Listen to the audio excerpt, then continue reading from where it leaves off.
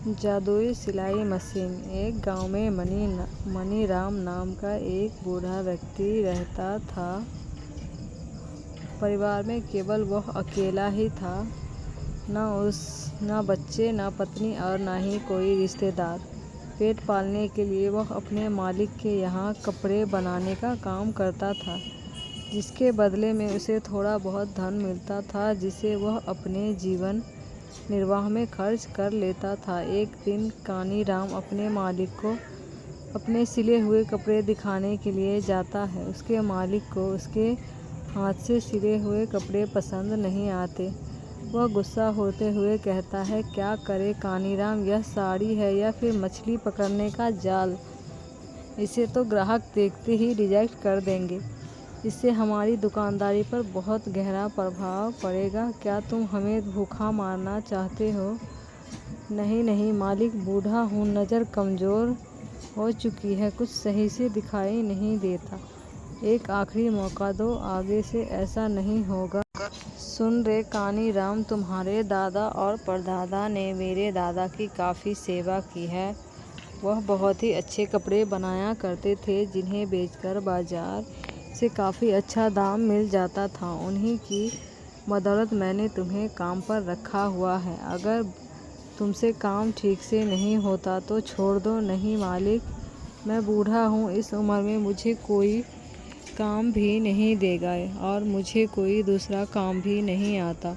अगर आप मुझे काम से निकाल दोगे तो मैं भूखा मर जाऊँगा। कानीराम की दुखियारी बातें सुनकर उसका मालिक कहता है, ठीक है, आखिरी मौका देता हूँ। अगर आगे से ठीक से काम नहीं किया तो मैं नौकरी से निकाल दूँगा। यह सब सुनकर कानीराम घर वापस आने लगता है और सोचता है, इस संसार में बूढ़े और कमज़ोर व्यक्ति को हर कोई लात मारता है। ना बच्चे हैं, ना पत्नी है और ना आँखों से भी ठीक से दिखाई नहीं देता। करूँ तो क्या करूँ? इतने में वह पेड़ की जड़ों से ठोकर खाकर नीचे गिर जाता है और बेहोश हो जाता है। पेड़ की आड़ में खड़ी सफ़ेद साड़ी पहने चुड़ैल को कुछ आवाज़ सुनाई देती है। जैसे ही वह मुड़कर देखती है, उसे कानीराम ज़मीन पर बेहोश पड़ा हुआ दिखाई देता है। वह कहती है, मूर्ख इंसान, खुद ही अपनी मौत के मुँह में आ गया। फिर अगले ही पल वह उसे गौर से देखने लगती है और कहती है, यह तो बहुत ही खूबसूरत है और बिल्कुल मेरी तरह है, जिस पर थोड़े बहुत बाल, मुंह में 4 दांत और लकड़ी जैसे सूखे सूखे हाथ पैर, लेकिन चेहरे पर इतना सौंदर्य है कि मैं तो पागल हो गई हूँ। पता नहीं क्यों मुझे इससे प्यार हो गया है। फिर वह अपने हाथ को बूढ़े कानीराम के हाथ में रख देती है और उसका भविष्य जानने लगती है। वह कहती है, ना बच्चे हैं, ना पत्नी है, उम्र 70 साल है, सिलाई करता है और किस्मत हर जगह ठोकर मार रही है। अरे अरे, यह तो बहुत ही दुखी इंसान है। वह कानीराम को गोद में उठाती है और घर की तरफ उड़ने लगती है। अगली सुबह चुड़ैल एक सुंदर युवती का रूप धारण कर लेती है और उसके घर में एक नई सिलाई मशीन, 10 से 15 बहुत ही सुंदर दिखने वाली साड़ियाँ और कुछ कपड़े जादू से प्रकट कर देती है और खाने में दाल, चावल और रोटियां बनाकर कानीराम के पास आती है। कानीराम उठता है और उठते ही पूछता है, तुम कौन हो और मैं यहाँ कैसे आया? दरअसल आप अपने ही घर पर हो। आप मेरे घर के सामने बेहोश पड़े थे, तो मैंने कुछ लोगों से कहकर आपको आपके घर छुड़वा दिया। धन्यवाद, मैं आपके इस उपकार को कभी नहीं भूलूंगा। धन्यवाद कैसा, मैं आपकी पड़ोसी हूँ और पड़ोसी ही पड़ोसी के काम आता है। युवती खाना खाने को कहकर अपने घर जाने को कहती है। कानीराम उससे कहता है, बाहर बारिश हो रही है, ऐसी बारिश में तुम अपने घर कैसे जाओगी? कोई नहीं, मुझे तो इन सब की आदत है। आप खाना खा लो, मैं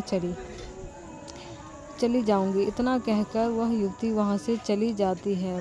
बूढ़ा कानीराम उठकर सिलाई मशीन और वहां पर रखे नए कपड़ों को देखने लगता है और कहता है, काफ़ी सुंदर कपड़े हैं, इन्हें देखकर तो मालिक खुश हो जाएंगे। फिर कानीराम खाना खाकर सो जाता है और अगली सुबह अपने मालिक को सिले हुए कपड़े दिखाने के लिए जाता है। आ गए कानीराम, आज तो कोई अच्छा कपड़ा सिलकर लाए होंगे या नहीं। देखो, अगर इस बार तुमने लापरवाही करी तो तुम अपने लिए कोई नई नौकरी ढूंढ लेना।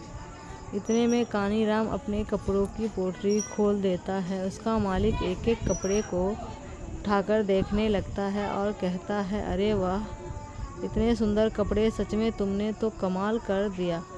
इन कपड़ों का बाजार में अच्छा दाम मिलेगा और लोग मनचाहे दाम पर इन कपड़ों को लेना चाहेंगे। अरे मुनीम, सुनो, कानीराम को उसकी मेहनत का फल दे दो और नया कपड़ा और धागा भी दे देना, ताकि कानीराम और भी नए कपड़े की सिलाई कर सके। यह सुनकर कानीराम काफ़ी बोलती है, क्या कहा अभी ये आपने? अरे कुछ नहीं, तुम गलत मत समझना युवती, खाना पका रही होती हो और कहती है, अरे नहीं, कोई बात नहीं। देखो, तुम इतना मत मन लगाकर मेरा काम कर रही हो और इतना ध्यान रख रही हो, तुम्हारा भी इस दुनिया में कोई नहीं है और मैं भी अकेला ही हूँ, क्यों ना हम दोनों शादी कर ले।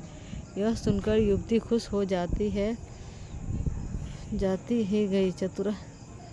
चतुराई से बातें घुमाकर युवती ने कहा, मैंने तुम्हारे लिए दोपहर का खाना बना रही हूँ, पहले खाना खा लेना, उसके बाद ही काम पर लगना। देखो, तुम मेरा इतना ध्यान मत रखो, मेरा कोई नहीं है और तुम मेरे लिए इतना परेशान क्यों हो रही हो। कुछ देर बाद कानीराम कहता है, देखो भाग्यवान, मैं तुम्हारे लिए क्या लेकर आया हूँ। यह सुनकर भाग्यवती अचानक से ही गई। चतुराई से बातें घुमाकर युवती ने कहा, मैंने तुम्हारे लिए दोपहर का खाना बना रही हूँ, पहले खाना खा लेना, उसके बाद ही काम पर लगना। देखो, तुम मेरा इतना ध्यान मत रखो, मेरा कोई नहीं हूँ, मेरे लिए इतना परेशान क्यों हो रही हो। कुछ देर बाद कानीराम कहता है, देखो भगवान, मैं तुम्हारे लिए क्या लेकर आया हूँ। यह सुनकर भाग्यवती अचानक से और कहती है, हाँ मैं सहमत हूँ, लेकिन मैं अपना चेहरा तुम्हें नहीं दिखा सकती, क्योंकि मैं देखने में बिल्कुल भी सुंदर नहीं हूँ।